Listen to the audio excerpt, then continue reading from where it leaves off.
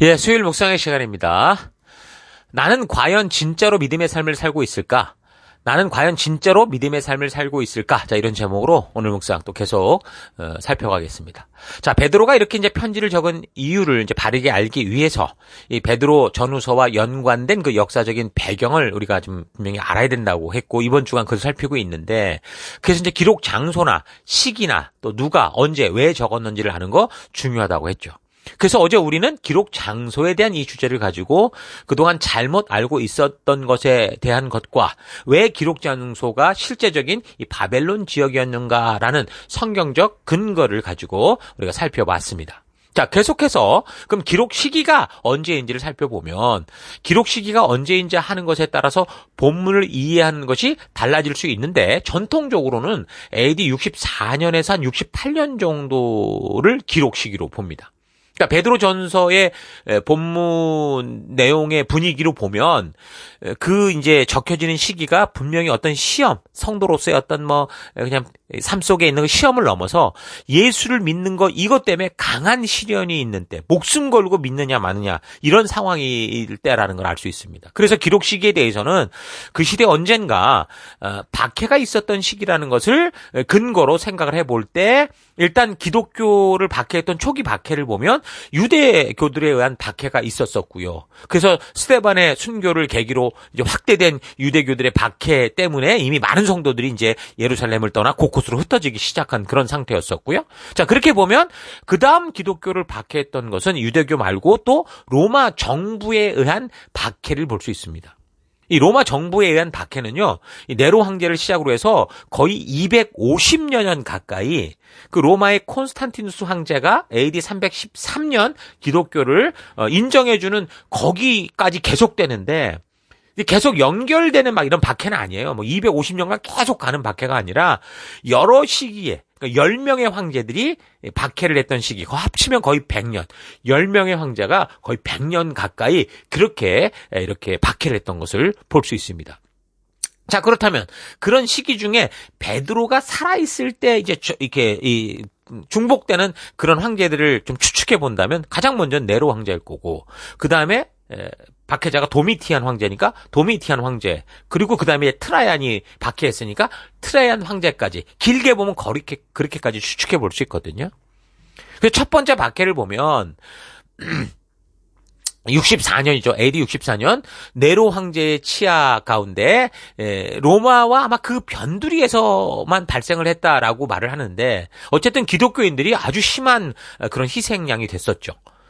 기독교인들을 막 산채로 불태우고 막 동물에게 잡혀 먹히게 하고 이럴 정도로, 그때 이제 죽었던 순교했던 대표적인 인물이 이제 바울과 베드로다. 그렇게 이제 우리가 보고 있고요.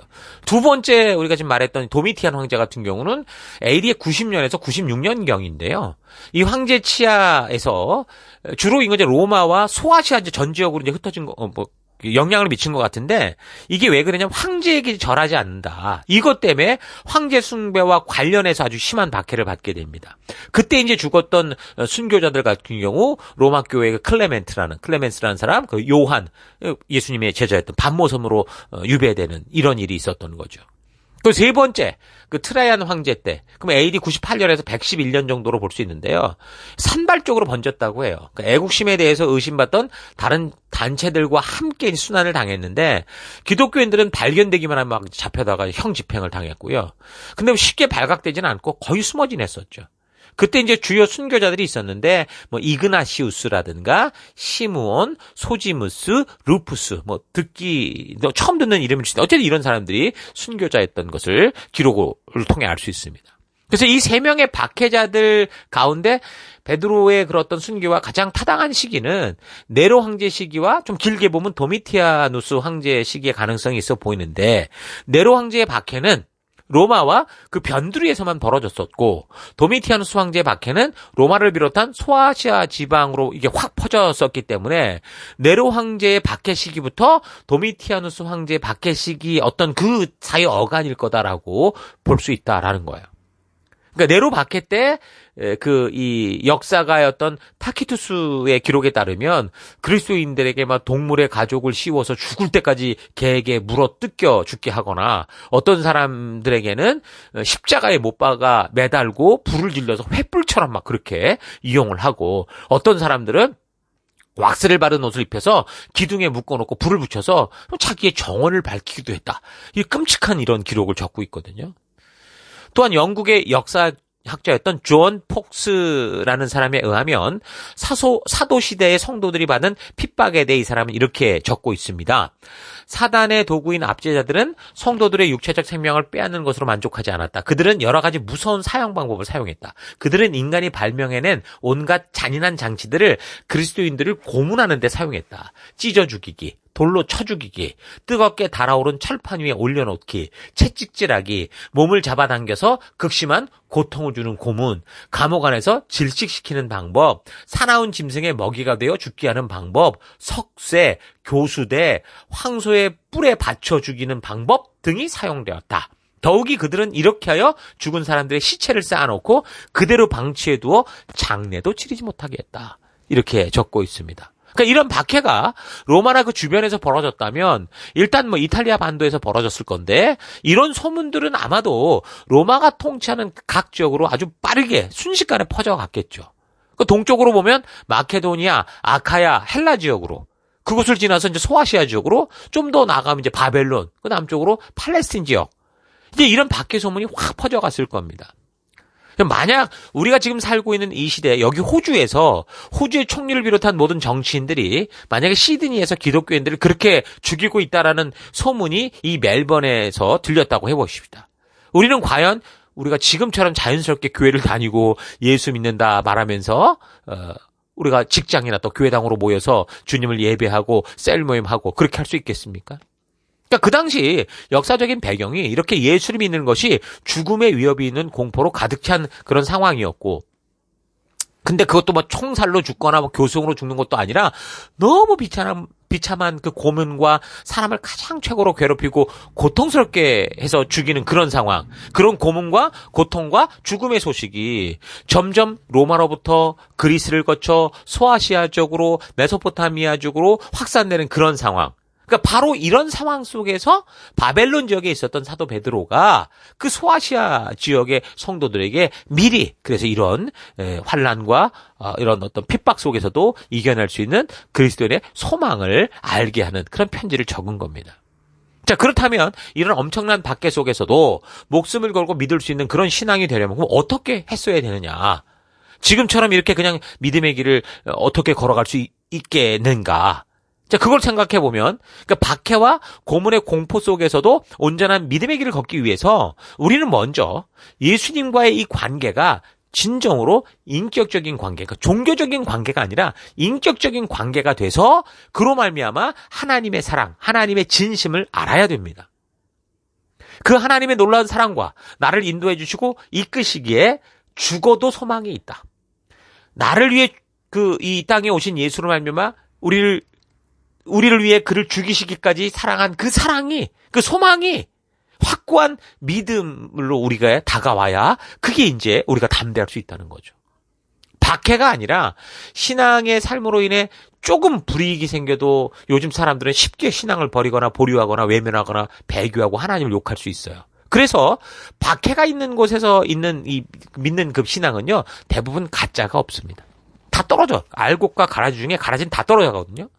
오늘날도 기독교가 박해가 있는 그런 지역들, 그런 나라들 보세요. 목숨 걸고 믿어야 되기 때문에 그런 거에는요, 그런 지역에는 가라지 같은 이 신앙인들이 없어요. 순교까지 두려워하지 않는 대부분 알고과 같은 성도들이 있는 걸 우리가 볼 수 있지 않습니까? 그래서 우리가 어떤 박해가 다가와도 이길 수 있으려면 무엇보다 확고한 믿음이 있어야 될 것인데 그 믿음이 좀 전에 말한 것처럼 종교적 법칙에 대한 게 아니고요. 하나님과의 살아있는 관계, 하나님의 진심과 의도를 알므로 말미암는 진실한 사랑이 있어야 된다는 거예요. 또한 그 믿음과 사랑에 대해서 더해서 이런 인내와 믿음의 삶이 주는 확실한 소망, 이 소망이 있어야 되는 거예요. 여러분에게 그런 소망이 있습니까? 그러니까 우리가 예수님을 믿을 때 십자가의 사랑에 대한 믿음을 가지고 시작하는데 그것이 단지 십자가를 지고 죽는 것까지만 그러니까 죽는 데까지만 가면은 이 바른 믿음을 지켜가기가 쉽지 않죠. 예수님에 대한 사랑과 믿음을 가져도 그 십자가를 끝까지 지켰을 때 오는 약속, 그 축복. 그러니까 죽음 이후에 다가올 부활과 영광에 대한 이 축복의 소망이 확실하게 없다면, 천국의 영광스러운 삶에 대한 분명하고 확실한 소망이 없다면 사람이라면 누구라도 지치고 포기할 수 있어요. 그러니까 우리에겐 믿고 살다가 죽어도 좋을 만한 그런 소망으로 우리에게 예수님의 이런 생명이 다가와 있어야 되는 거예요. 그런 영생의 소망이 흔들리면 목숨이 왔다 갔다 하는 박해를 이겨내지 못합니다. 그래서 바울도 뭘 고백했어요? 로마서 8장에 보니까 현재 고난은 장차 우리에게 나타날 영광과 좋게 비교할 수 없다. 이런 선포를 하죠. 뭡니까 이게? 그 또한 영생에 대한 분명한 확신, 이 소망이 있었기 때문에 그 사람이 살아왔던 삶이 얼마나 고되고 힘들었습니까? 그 많은 고난을 참을 수 있었던 거고, 그래서 끝까지 그 소망을 보면서 결국에는 순교의 자리까지도 그가 나아갈 수 있었던 거예요. 그러니까 인내의 끝에 있는 영생하는 영광의 소망이 정말 놀랍고 엄청나지 않다면 우리는 현재의 고난을 잘 참지 못할 거예요. 소망이라는 것은 미래에 대한 믿음이죠. 그러니까 사람들이 비록 현재 내가 처한 상황과 환경이 정말 최악의 순간이라고 해도요, 소망이 있으면, 살아야 될 이유가 있으면 결코 무너지지 않습니다. 그러니까 어떻게 보면 사람들이 무너지는 건 뭐예요? 지금 처한 상황과 환경이 어려워서 넘어지는 게 아니라는 거죠. 정말 죽어도 놓을 수 없는 그 소망, 그 약속, 그 언약, 이게 소망이 없어서 무너진다라는 걸 알 수 있습니다. 그 소망이라는 것은 지금 너무 힘들고 어려워도 포기하지 않고 계속해서 미래를 향해 나아가게 하는, 이 어둠의 이 사망의 골짜기 속에서라도 걷게 하는, 그게 힘이 소망 아닙니까? 자, 그래서 베드로 사도는 지금 우리가 예수를 구세주요 주인으로 믿는 그 믿음으로 말미암아 하나님의 자녀된 축복이 바로 그렇게 이 세상이 줄 수 없고 알 수도 없는 영생하는 축복이다라는 이 산 소망에 대해서 말해주며 편지를 적고 있는 겁니다. 자, 이 사실 잊지 마십니다. 그래서 오늘 하루 나는 정말 어떤 믿음의 삶을 살고 있는지 되돌아왔으면 좋겠어요. 핍박과 고문과 고통의 공포가 다가와도 변치 않는 하나님을 향한 믿음을 가지고 있는지, 아니면 공포는 고사하고 예수 믿는 것 때문에 조금 불이익당하고 내가 하고 싶은 거 하지 못하게 되므로 쉽게 십자가와 믿음의 길을 버리고 포기하고 있지는 않은지 차분히 좀 되돌아봤으면 좋겠습니다. 그러니까 우리를 담대하게 만드는 거는 외부적인 것에 있지 않고요, 내부적인 마음 중심에 있습니다. 협박과 고문과 고통이 외부적으로 사람을 괴롭게 해도 확고한 믿음과 하나님이 주신 사명이 살아있는 사람은요, 이 믿는 바를 타협하거나 포기하지 않아요. 골고다의 길을, 십자가의 길을 외면하지 않습니다. 우리는 근데 현재 너무 천국 같은 세상을 살고 있죠. 우리가 태어난 것도 한반도에서도 그 남한 땅에, 이 북위 38도 선에서 위로 올라갔다면 이거 큰일 났을 건데, 완전히 막 지옥을 경험하고 있었을 건데, 우리는 38도 이남에 태어나서 지금 자유롭게 무엇이든 할 수 있는 자유민주주의 국가 안에서 축복을 누리고 있고, 더불어 지금 호주 이곳으로까지 이민 와서, 거기에다가 지금 호주가 세계에서 선진국 아닙니까? 그 중에 우리가 살고 있는 멜번은 세계에서 늘 1순위 왔다 갔다 하는 살기 좋은 도시로 뽑히고 있고요. 그러니까 과연 천국이 이것보다 좋을까 싶은 그런 자연 환경 속에서 우리가 살고 있죠. 그래서 우리의 믿음이 이 불과 같은 연단을 받아서 순결하고 순수해지는 믿음인지를 분간하기가 힘들어요. 그러니까 지금은 어려워서 어려운 게 아니라 남처럼 배부르지 못해서 어려워하는 경우가 얼마나 많습니까? 그러다 보니까 불편과 불이익이 있다면 언제라도 막 신앙을 쉽게 헌신짝처럼 버리는 경우가 많습니다. 교회 안에서조차 자기의 유익을 구하고 자랑하고 오래 참지 않고 성내고 무례하고 교회 안에서조차 불의하고 이기적인 삶을 살아갑니다. 그러니까 자기의 만족을 위해 하나님의 이름을 부르면서 금식하고 기도해서 자기가 원하는 것을 가지고야 말겠다라는 것이 믿음인 것처럼 그런 분위기 속에 살고 있는 거죠. 여러분, 과연 이런 게 믿음인가? 여러분, 깊이 자신의 삶을 좀 되돌아보면서 우리 하나님께서 그 아들의 피 묻은 손을 펴서 우리를 부르신 그 진정한 부르심의 의미 잊지 마시고 내가 살아가는 곳곳에서 참된 소망, 산 소망, 이 영생하는 소망을 우리가 붙들고 이 땅을 부러워하지 않고 있는 것을 낮은 곳으로 흘려보내는 증인된 삶을 살아가는 여러분과 제가 되기를 축원합니다. 자, 오늘 하루도 힘내십시오. 잠시 기도하겠습니다. 하나님, 우리가 죽기까지 믿음을 지켜야 하는 그런 상황과 환경이 없는 축복된 기대에 살고 있기에, 그런 시대에 살고 있기에 그렇게 고통 속에 있는 이들을 위해 돕고 낮은 마음으로 겸손하게 복음의 빛이 되는 삶을 살아야 되는데, 이 천국 같은 삶의 현장에서 여전히 남보다 조금 덜 가진 것 때문에 거품 물고 그것을 얻기 위해 발악을 하며 이렇게 살아왔던 것 회개합니다.